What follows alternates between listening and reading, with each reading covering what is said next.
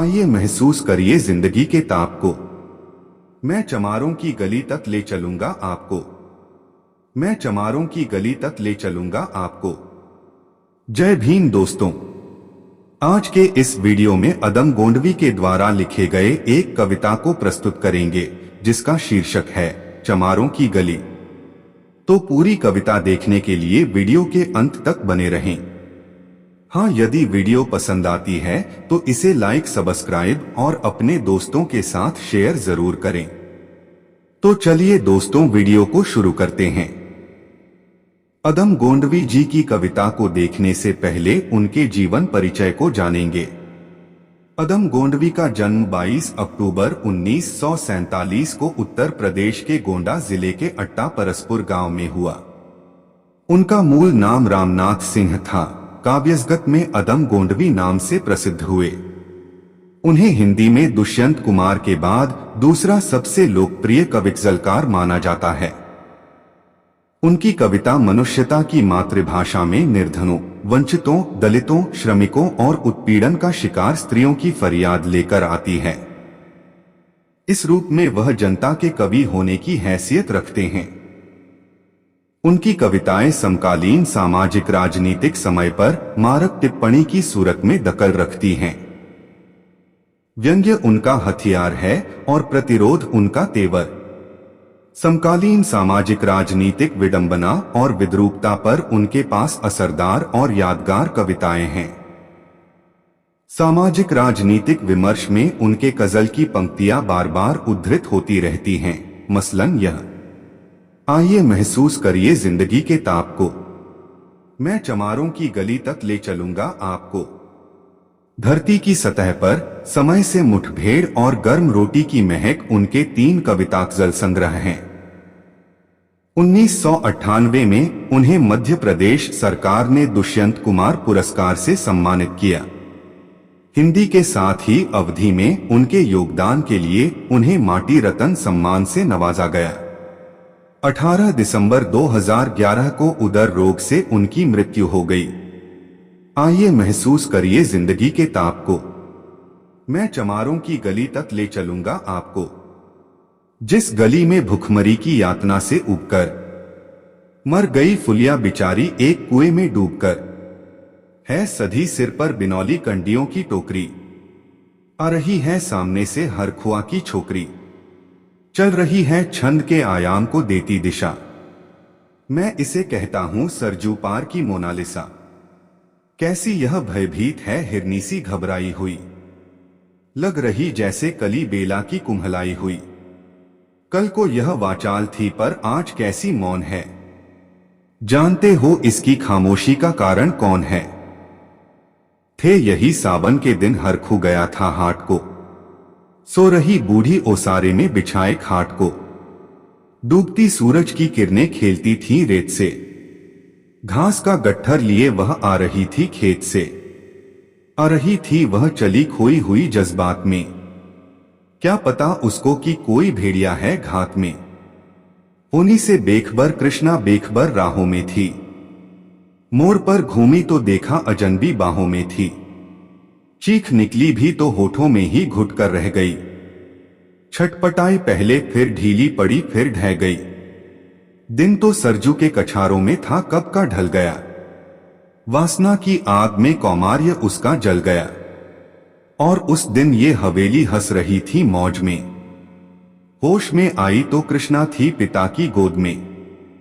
जुड़ गई थी भीड़ जिसमें जोर था सैलाब था, जो भी था अपनी सुनाने के लिए बेताब था। बढ़ के मंगल ने कहा काका तू कैसे मौन है, पूछ तो बेटी से आखिर वो दरिंदा कौन है।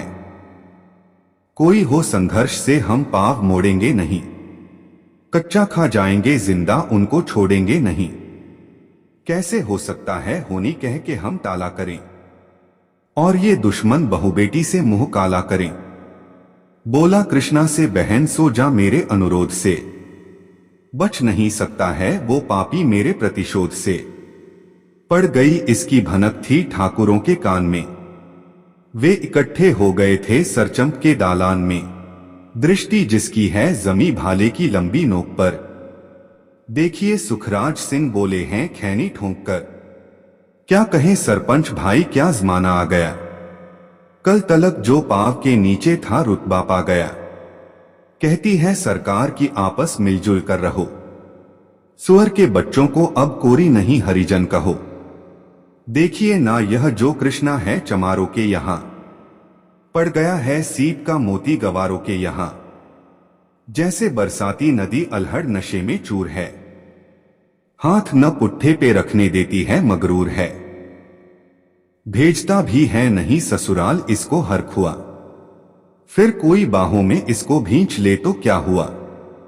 आज सरजू पार अपने श्याम से टकरा गई, जाने अनजाने वो लज्जत जिंदगी की पा गई। वो तो मंगल देखता था बात आगे बढ़ गई, वरना वह मरदूद इन बातों को कहने से रही। जानते हैं आप मंगल एक ही मक्कार है, हरखू उसकी शह पे थाने जाने को तैयार है। कल सुबह गर्दन अगर नपती है बेटे बाप की, गांव की गलियों में क्या इज्जत रहेगी आपकी। बात का लहजा था ऐसा ताव सबको आ गया, हाथ मूछों पर गए माहौल भी सन्ना गया था। क्षणिक आवेश जिसमें हर युवा तैमूर था, हाँ मगर होनी को तो कुछ और ही मंजूर था। रात जो आया न अब तूफान वह पुरजोर था, भोर होते ही वहां का दृश्य बिल्कुल और था। सिर पे टोपी बेंत की लाठी संभाले हाथ में, 1 दर्जन थे सिपाही ठाकुरों के साथ में। घेर कर बस्ती कहा हल्के के थानेदार ने, जिसका मंगल नाम हो वह व्यक्ति आए सामने। निकला मंगल झोपड़ी का पल्ला थोड़ा खोलकर, एक सिपाही ने तभी लाठी चलाई दौड़कर। गिर पड़ा मंगल तो माथा बूट से टकरा गया। सुन पड़ा फिर माल वो चोरी का तूने क्या किया। कैसी चोरी माल कैसा, उसने जैसे ही कहा। एक लाठी फिर पड़ी बस होश फिर जाता रहा। होश खोकर वह पड़ा था झोपड़ी के द्वार पर। ठाकुरों से फिर दरोगा ने कहा ललकार कर, मेरा मुंह क्या देखते हो, इसके मुंह में थूक दो। आग लाओ और इसकी झोपड़ी भी फूंक दो। और फिर प्रतिशोध की आंधी वहां चलने लगी। बेसहारा निर्बलों की झोपड़ी जलने लगी। दुधमुहा बच्चा व बुढ़ा जो वहां खेड़े में था, वह अभागा दीन हिंसक भीड़ के घेरे में था। घर को जलते देखकर वे होश को खोने लगे। कुछ तो मन ही मन मगर कुछ जोर से रोने लगे। कह दो इन कुत्तों के पिल्लों से कि इतराए नहीं, हुक्म जब तक मैं न दूं कोई कहीं जाए नहीं। यह दरोगा जी थे मुंह से शब्द झरते फूल से, आ रहे थे ठेलते लोगों को अपने रूल से। फिर दहाड़े इनको डंडों से सुधारा जाएगा, ठाकुरों से जो भी टकराया वो मारा जाएगा। एक सिपाही ने कहा साइकिल किधर को मोड़ दें, होश में आया नहीं मंगल कहो तो छोड़ दें। बोला थानेदार मुर्गे की तरह मत बांध दो, होश में आया नहीं तो लाठियों पर टांग लो। ये समझते हैं कि ठाकुर से उलझना खेल है, ऐसे पाजी का ठिकाना घर नहीं है जेल है। पूछते रहते हैं मुझसे लोग अक्सर यह सवाल, कैसा है कहिए न सरजू पार की कृष्णा का हाल।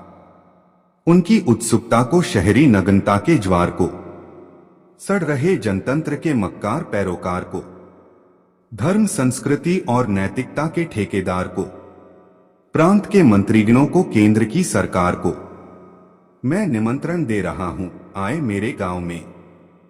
तट पे नदियों के घनी अमराइयों की छाव में, गांव जिसमें आज पांचाली उघाड़ी जा रही, या अहिंसा की जहां पर नथ उतारी जा रही है। तरसते कितने ही मंगल लंगोटी के लिए, बेचती है जिस्म कितनी कृष्णा रोटी के लिए। धन्यवाद।